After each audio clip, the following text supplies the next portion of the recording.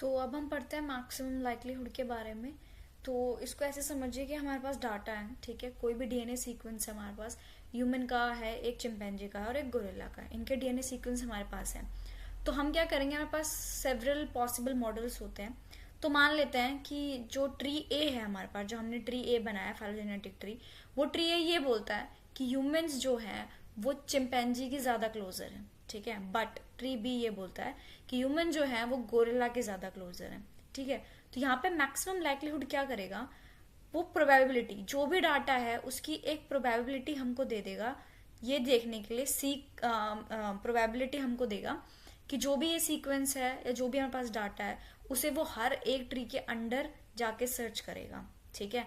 और उसके बाद उन ट्री से जो भी डाटा की, जिस भी डाटा की हाईएस्ट प्रोबेबिलिटी आएगी वो विनर माना जाएगा, ठीक है। तो अगर हमारा डाटा इससे ज्यादा मैच होता है इसके कंपैरिजन में, तो ट्री ए हमारा विनर हो जाएगा, ट्री बी हमारा विनर नहीं होगा। तो ये थोड़ा ज्यादा एक्यूरेट है as compared to the maximum parsimony के, ठीक है। इसमें जो टूल है वो है PAML, phylogenetic analysis by maximum likelihood. ये यूज होता है एवोल्यूशनरी एनालिसिस में, फाइलोजेनेटिक इंटरफेरेंस में, ये सिलेक्शन प्रेशर का एक रेशो है, इसमें भी इसको यूज किया जाता है, ठीक। एक दूसरा है फास्ट डीएनए एमएल का मतलब यहाँ पे मैक्सिमम लाइक्लीहुड है।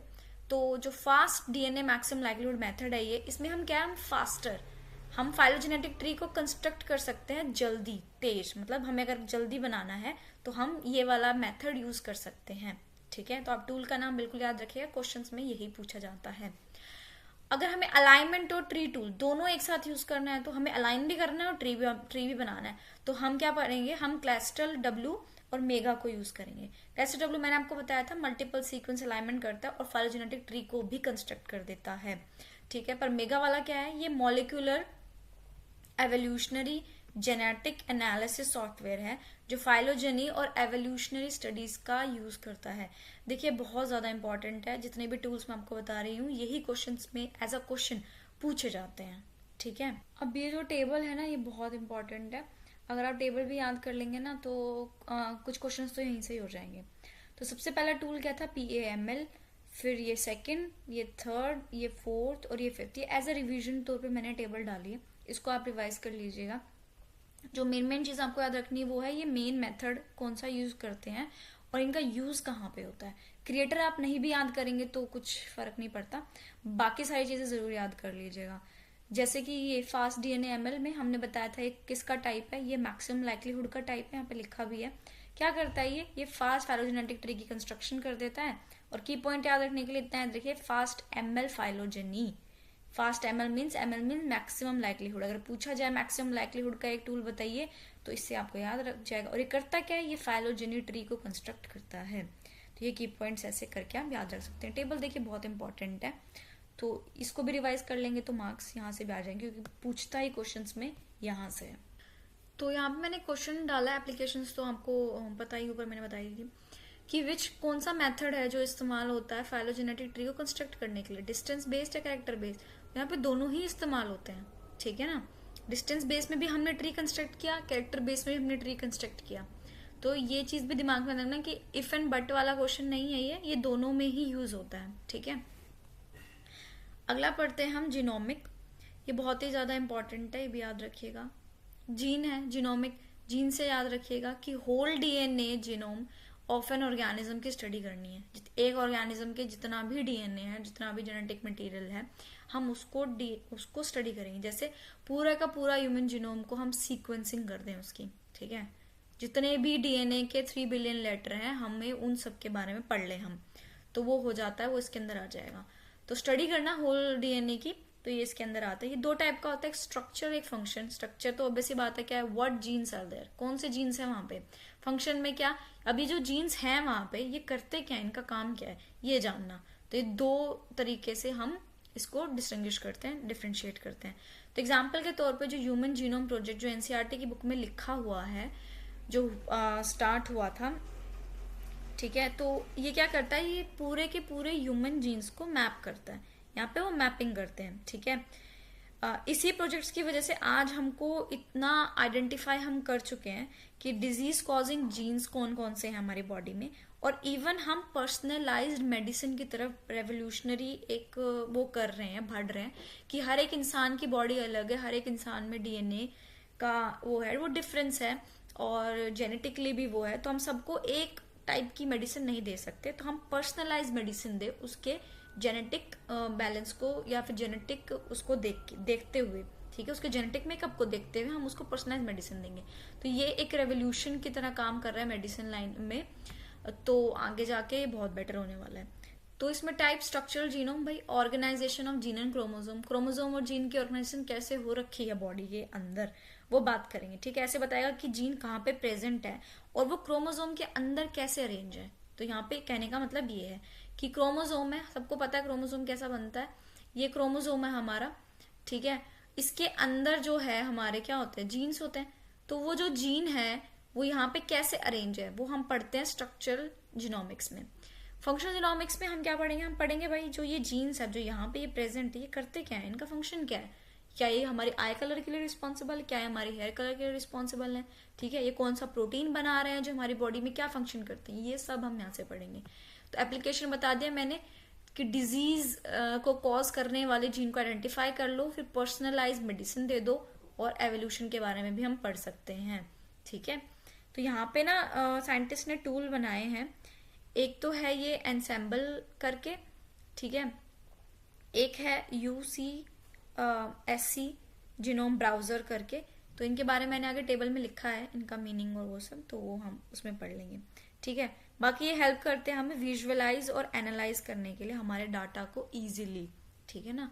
तो जो हमारे जीनोम का डाटा है उसको अच्छे से समझने के लिए, देखने के लिए और उसको एनालाइज करने के लिए ये टूल हमारी मदद करते हैं।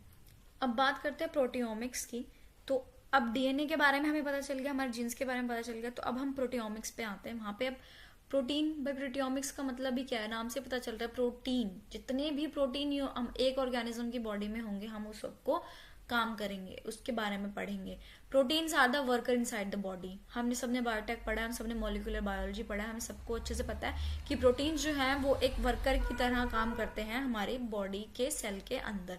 तो बायोइन्फॉर्मेटिक्स क्या करेगा, वो प्रोटीन के स्ट्रक्चर, उसका स्ट्रक्चर क्या है, उसका फंक्शन क्या है और वो कैसे इंटरेक्ट होता है बॉडी में, उसके बारे में हम इसमें पढ़ते हैं, ठीक है।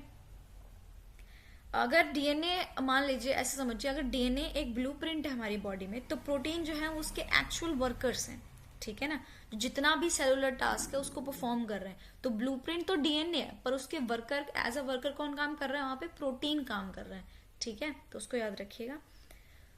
तो एग्जाम्पल के तौर पे मैंने यहाँ पे लिखा है कि एक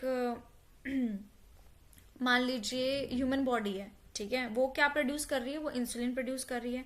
तो प्रोटियोमिक्स क्या बताएगा हमें, प्रोटियोमिक्स ये बताएगा कि इस इंसुलिन का स्ट्रक्चर क्या है, ये रिसेप्टर के साथ कैसे इंटरेक्ट करता है और ये ड्रग किस किस से बाइंड करता है बॉडी के अंदर, ठीक है ना। सबको पता है डायबिटीज में insulin was a main factor, तो इसको पढ़ के काफी प्रॉब्लम सॉल्व हो जाएगी, ठीक है, लोगों की। तो एक ये चीज है। एक मैंने यहाँ पे और लिखा है predict how a drug will bind to the protein using computer stimulation.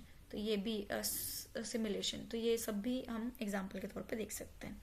Definition में वही है, structure, function, interaction of proteins के बारे में पढ़ना। तो यहाँ पे कुछ कॉमन टेक्निक्स जो हम यूज करते हैं, एक तो मास स्पेक्ट्रोमेट्री और एक 2D जेल इलेक्ट्रोफोरेसिस और एक East-2 हाइब्रिड। ये करके कुछ टेक्निक्स है जो हम यहाँ पे यूज करते हैं इसको स्टडी करने के लिए। एप्लीकेशंस बताई दी मैंने, ड्रग टारगेट रिसेप्टर से कैसे टारगेट करेगा, बाइंड करेगा, बायोमार्कर डिस्कवरी भी कर सकते हैं हम यहाँ पे, ठीक है ना, और प्रोटीन प्रोटीन इंटरेक्शन मैप्स भी बना सकते हैं। तो ये सब चीजें हैं। बायोमार्कर डिस्कवरी डिजीज के लिए, डिजीज जब होती है ना तो उसको एज अ बायोमार्कर डिस्कवरी में काफी हेल्पफुल रहता है ये। तो इन सब के लिए ये एप्लीकेशंस हैं इसकी, ठीक, तो इसे याद रखिएगा।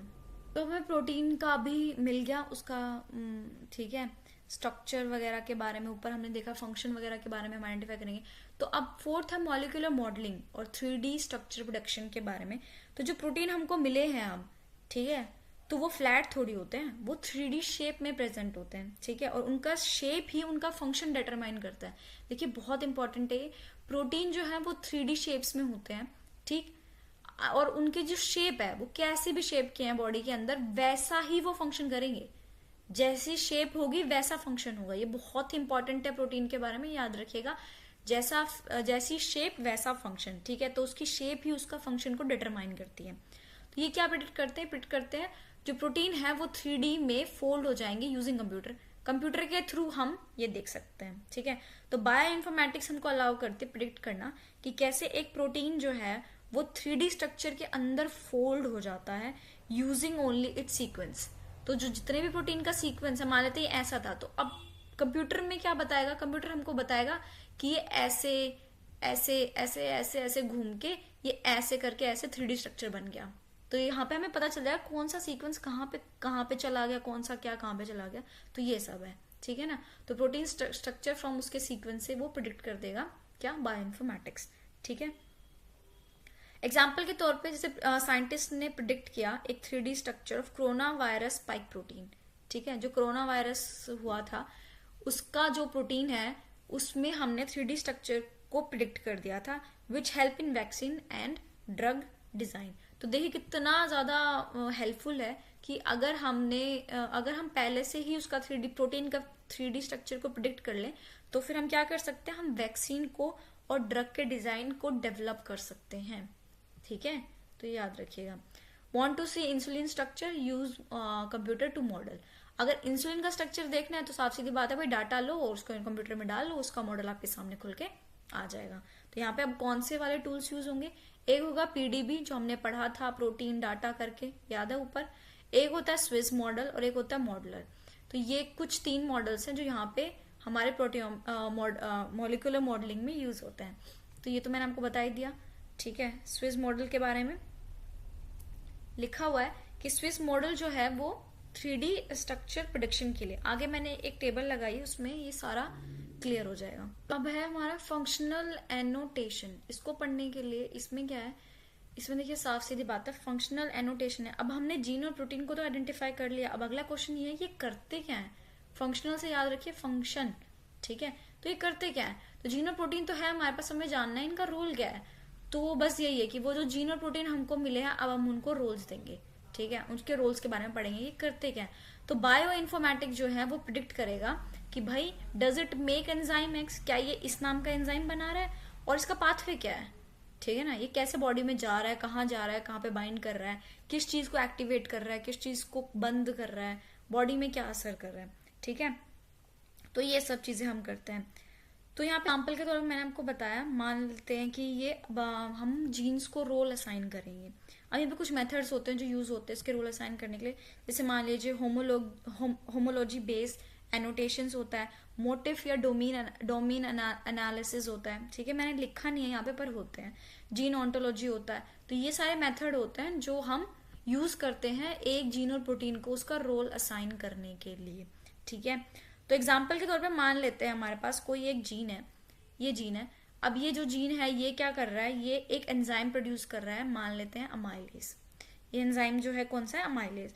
तो अब हम प्रिडिक्ट क्या कर सकते हैं, अब हम ये प्रिडिक्ट कर सकते हैं दैट कि ये इस स्टार्च ब्रेकडाउन में कैसे काम करेगा। अमाइलेज का काम क्या है भाई, स्टार्च को ब्रेक डाउन करना। तो अब हम ये प्रिडिक्ट करेंगे कि ये जो एंजाइम बना है अमाइलेज, तो ये स्टार्च को कैसे ब्रेक डाउन करेगा, इसका क्या रोल है स्टार्च को ब्रेक डाउन करने के लिए, ठीक है। और स्टार्च ब्रेक डाउन करने के लिए क्या इंपॉर्टेंट, क्यों इंपॉर्टेंट है भाई, मेटाबॉलिक और डायबिटिक रिसर्च में यूज कर सकते हैं हम इसको। समझ में आया ना। तो क्या है, क्या बताया मैंने आपको अभी कि एक जीन है जो प्रोड्यूस कर रहा है एक एंजाइम, कौन सा एंजाइम, अमाइलेज। तो ये अमाइलेज से हम क्या करेंगे, हम प्रिडिक्ट करेंगे that it play a role in starch breakdown, कि स्टार्च के ब्रेकडाउन में इसका एक रोल है, ठीक है। इससे क्या फायदा होगा हमें, इसका इंपॉर्टेंट ये है कि हम मेटाबॉलिक और डायबिटिक रिसर्च में इसका इस्तेमाल, उस इंफॉर्मेशन का जो हमें मिली है उसका यूज कर सकते हैं, एप्लीकेशंस को अप्लाई करेंगे अब हम, ठीक है। तो जैसे ही हमें ये पता चले तो उसको अप्लाई कैसे करेंगे, कहाँ करेंगे, मेटाबॉलिज्म समझने के लिए बॉडी में, ठीक है। ड्रग का टारगेट उसको आइडेंटिफाई करने के लिए कर सकते हैं, और बायोलॉजिकल पाथवेज को स्टडी करने के लिए कर सकते हैं, जो मैंने यहाँ पे लिखा भी is a part of a pathway. क्या ये पाथवे का पार्ट है, और है तो कौन से का है। तो ये सब चीजें हम यहाँ पे पढ़ते हैं, ठीक। अब नेक्स्ट है यहाँ पे एग्जाम्पल के तौर पे मैं बताया बायो इन्फॉर्मेटिक्स क्या है, break down of sugar show करेगा कि एक जीन है ए, वो इस शुगर को ब्रेक डाउन कर रहा है, वो डायबिटीज रिसर्च में हेल्पफुल हो सकता है, ये सब चीजें, ठीक है। तो डेफिनेशन दोबारा से आ गई कि वो जीन और प्रोटीन का फंक्शन करेगा डाटाबेस को इस्तेमाल करके और बायोइन्फॉर्मेटिक्स टूल का इस्तेमाल करके। मेथड मैंने यहाँ पे लिखे हैं, ऊपर मैंने मेंशन नहीं किया था बट यहाँ किया है। कौन से? होमोलॉजी बेस्ड एनोटेशन हो सकती है, मोटिव डोमाइन एनालिसिस हो सकती है, या जीओ हो सकती है। एप्लीकेशन में वही है, अंडरस्टैंडिंग मेटाबॉलिज्म और ड्रग का टारगेट करके हम इस्तेमाल कर सकते हैं, उसके एप्लीकेशंस को यूज कर सकते हैं। अब हमारा लास्ट है ये microarrays and expression analysis. अब हम क्या करेंगे, अब जैसे कि which gene are active at a particular time, अब हमें ये जानना है कि एक सर्टेन टाइम पे कौन सा जीन जो है वो एक्टिवेट होता है। तो जीन एक्सप्रेशन एनालिसिस में हमें मदद करता है ये जानने के लिए कि कौन सा gene turn on and of होता है। ठीक है, तो bio informatics play process use data from micro arrays. Micro arrays में क्या है, पहले मैं आपको एक बार छोटा सा एक्सप्लेन करती हूँ कि माइक्रो रेज क्या होता है। माइक्रो रेज ना एक छोटी सी एक ग्लास की ना चिप होती है, ठीक है, ऐसे इसके अंदर बहुत सारे थाउजेंड्स ऑफ प्रोब्स होते हैं। ठीक है, इसके अंदर जब हम सैंपल रन करते हैं तो जो सबसे ज्यादा तेज ग्लो करेगा, जिसने सबसे ज्यादा तेज जो प्रोब चमका, तो उससे हमको ये पता चलता है कि कौन सा सेल या कौन सा जीन जो है वो हाइपर एक्टिव है। ठीक है, तो यहाँ पे हम क्या करते हैं, यहाँ पे कंपैरिजन करते हैं एक हेल्दी सेल और एक कैंसरस सेल का। जैसे यहाँ पे मैंने एग्जांपल लिखा है कि कैंसरस सेल है मान लेते हैं, तो हमें ये देखना है कौन सा gene turn on and off हुआ है to find the target for the therapy. ठीक है, और जैसे एक हेल्दी सेल है, मान लेते हैं हेल्दी सेल है एक, और एक हमारा कैंसर सेल है, तो यहाँ पे क्या पता चलेगा, यहाँ पे हमको ये पता चलेगा कि हम ना इन्हीं जो हमारा सैंपल होगा उसको हम कलर कर देते हैं। ठीक है, उसको डाई कर देते हैं, तो उससे हमें पता चल जाता है। तो उससे हम ये जान सकते हैं कि कौन सा जीन जो है वो ऑन हो चुका है और उसके ऑन होने की वजह से ये ट्यूमर कोज हुआ है, यहाँ पे ये कैंसर बना है। तो ये यूज होता है हमारा माइक्रोरे। माइक्रोरे बहुत ही सिंपल एक सॉरी नॉट सिंपल, ये एक टेक्निक है जो कि लेबोरेटरी में यूज होती है, तो इससे हम पता कर सकते हैं।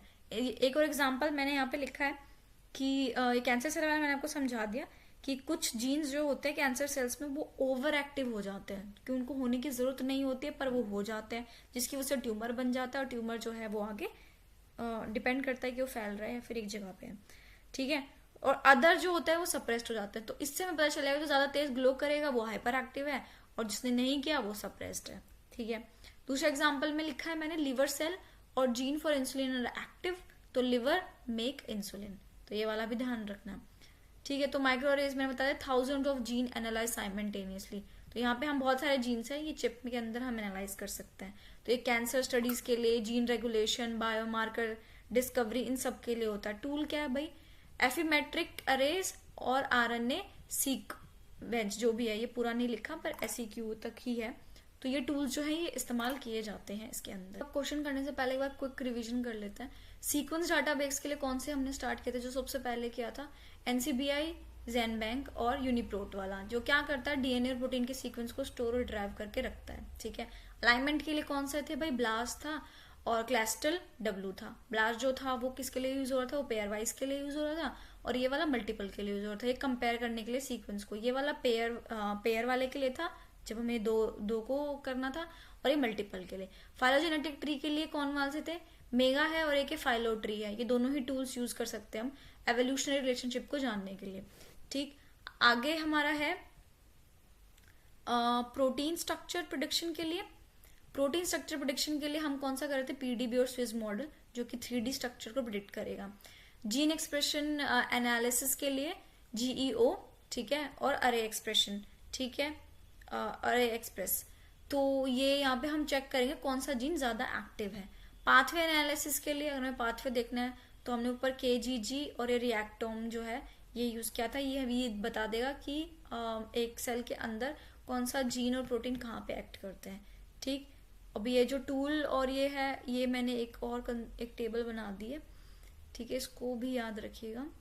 तो ये टेबल बनाई है, एक ब्लास्ट सबको पता है भाई सीक्वेंस के सिमिलैरिटी को देखने के लिए है, दो को कंपेयर करने के लिए है, वो जीन प्रोटीन सर्च दोनों को कर सकता है।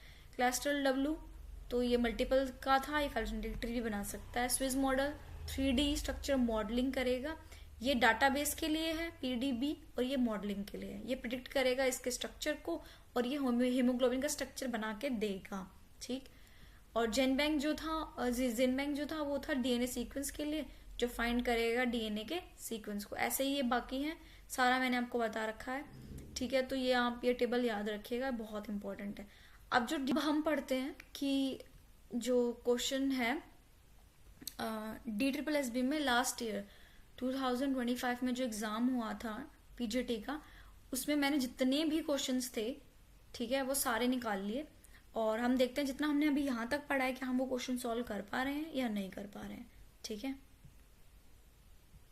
तो यहाँ पे जो पहला क्वेश्चन है वो देखिए, क्वेश्चन पूछा गया बायोइन्फॉर्मेटिक्स मेनली डील विद, किससे डील करता है भाई?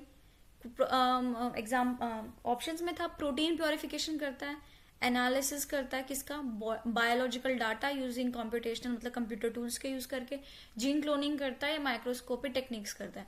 तो यहाँ पे जिसने पढ़ा है सबको पता है कि हम कंप्यूटर टूल्स में, जो मैंने आपको जितने भी टूल्स पढ़ाए उनका यूज करके हम बायोलॉजिकल डाटा जो है हमारा उसको एनालाइज करते हैं। तो ये सिंपल सा था, ठीक है। अगला है क्या था, अगला क्वेश्चन ये था कि जो ब्लास्ट टूल है बायोइन्फॉर्मेटिक्स में वो किसके लिए यूज किया जाता है। तो पहला ऑप्शन था प्रोटीन एक्सप्रेशन के लिए, या उसको सीक्वेंस अलाइनमेंट या सिमिलैरिटी रिसर्च के लिए, सर्च के लिए, डीएनए आइसोलेशन या comparing nucleotide and protein sequence.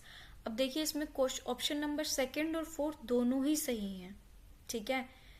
But B वाला मैंने क्यों किया है, बी वाला मैंने इसलिए किया क्योंकि सीक्वेंस अलाइनमेंट करता है, इसमें इसके मेथड के बारे में बता दिया कि ब्लास्ट टूल जो है वो सीक्वेंस अलाइनमेंट वाला मेथड यूज करता है। और इसका पर्पस क्या होता है, इसका पर्पस क्या होता है, सिमिलैरिटीज को सर्च करना उन दो सीक्वेंस के अंदर, ठीक है। अब यहाँ पे 4th ऑप्शन में अब इन्होंने ये बताया कंपेयर किस में कर रहा है, सिमिलैरिटी सर्च किसमें करता है, हमने पढ़ा था डीएनए और प्रोटीन के सीक्वेंस को कंपेयर करता है। तो यहाँ पे दोनों ही ऑप्शन ठीक है। अब मेरे हिसाब से मेरे को लगता है बी वाला ऑप्शन ज्यादा सही है, क्यों? क्योंकि यहाँ पे उसके मेथड के बारे में भी बताया है और पर्पस के बारे में भी बताया है, ठीक है। यहाँ पे उसके सिर्फ उस एग्जाम्पल के तौर पे बताया कि ये इन दोनों के सीक्वेंस को कंपेयर कर सकता है। तो जिन्होंने लास्ट ईयर का एग्जाम दिया होगा और जिनके पास आंसर की होगी, उन्होंने ये चेक किया होगा, तो वो कमेंट में जरूर बताइए कि DSSB ने कौन सा वाला सही माना था, 2nd माना था या 4th माना था, ठीक है। अगला क्वेश्चन जो था इनका, अगला क्वेश्चन उन्होंने पूछा था हमसे कि which of the following database is used to storing nucleotide sequence. भाई न्यूक्लियोटाइड का मतलब क्या है, डीएनए के सीक्वेंस, ठीक है ना। डीएनए ही सही, तो डीएनए के अंदर ही तो न्यूक्लियोटाइड प्रेजेंट होते हैं। तो साफ सीधी बात है प्रोटीन डाटा बैंक तो हो ही नहीं सकता, स्विस प्रोट भी नहीं हो सकता, और केजीजी पाथवे के लिए होते हैं, ये सारे के तीनों प्रोटीन्स के उसके लिए हैं। 2nd और 3rd वाला प्रोटीन के लिए, ये पाथवे के लिए यूज होता है। तो बचा क्या, जेनबैंक, यही तो था हमारा, ठीक है, जो हमारे जीनोमिक इन्फॉर्मेशन या सीक्वेंस को स्टोर करके रखता है। और कौन सा था वो, न्यूक्लियोटाइड सीक्वेंस है, ठीक। थोड़ा घुमा दिया उन्होंने, डीएनए नहीं लिखा या न्यूक्लियोटाइड लिख दिया, तो आपको पता होना चाहिए डीएनए के स्ट्रक्चर के बारे में। अगला देखिए क्वेश्चन नंबर 8, क्वेश्चन नंबर 8 बोल रहा है, अब यहाँ पे इन्होंने थोड़ा क्वेश्चन को घुमा के क्रिएटर का नाम दे दिया। अब जिन बच्चों को कॉमन बेसिक नहीं पता होगा उन्होंने छोड़ दिया होगा, बट हमने पढ़ा है तो हम इसको ये ना जाने हुए भी हम अटेम्प्ट कर लेंगे। कैसे, देखो इन्होंने बोला है कौन सा सॉफ्टवेयर पैकेज जो है वो फाइलोजेनेटिक एनालिसिस में आता है, जो कि इस साइंटिस्ट ने डिस्कवर किया था, और क्या है, is a collection of programs for phylogenetic interference of molecular sequence. Molecular sequence के फाइलोजेनेटिक इंटरफेरेंस का एक प्रोग्राम है यूजिंग मैक्सिमम लाइक्लीहुड।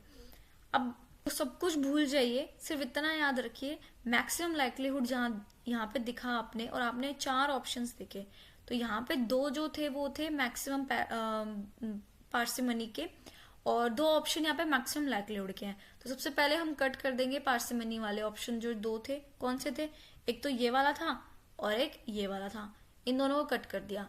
अब हमारे पास बचा क्या, हमारे पास बचा PAML और फास्ट DNA ML। अब क्वेश्चन ने पूछा क्या, क्वेश्चन में आपको आंसर ही दे दिया फाइलोजेनेटिक एनालिसिस। अब PAML की फुल फॉर्म क्या है, फाइलोजेनेटिक एनालिसिस मैक्सिमम लाइक्लीहुड। तो क्वेश्चन डायरेक्ट यहां से हो जाएगा फर्स्ट वाला, ठीक है ना। फास्ट DNA वाला क्या था, ये तो भाई फास्ट जल्दी काम करेगा हमारा फाइलोजेनेटिक ट्री को कंस्ट्रक्ट करने के लिए, ठीक है ना। और PAML ऐसे काम करेगा। तो यहाँ पे बिना क्रिएटर का नाम जाने भी हम क्वेश्चन सॉल्व कर देंगे अगर हमें बेसिक इन्फॉर्मेशन बताती तो। एक और इन्होंने पूछा है कि which tool is commonly use for performing pair wise sequence alignment. Pair wise sequence alignment के बारे में पूछा है तो ब्लास्ट हो जाएगा, ठीक है ना, सबको पता है पेयर वाइज अलाइनमेंट। ये वाला जो है ये मल्टीपल के लिए है, तो मैं यहाँ पे लिख देती हूँ MSA, ये मल्टीपल सीक्वेंस अलाइनमेंट के लिए है। मसल्स भी सेम वही है, ये भी MSA। क्लासल W भी MSL वाले का ही ऑप्शन है। तो ये वाला दोनों ही हमारे मल्टीपल, तीनों ही मल्टीपल अलाइनमेंट के ऑप्शंस थे, सीक्वेंस अलाइनमेंट के थे। पहला वाला ही था एक जो पेयर वाइज सीक्वेंस अलाइनमेंट का ऑप्शन था। ये अब कमेंट में बताइएगा मुझे कि DTS में कौन सा वाला सही माना, फोर्थ वाला माना या सेकंड वाला माना।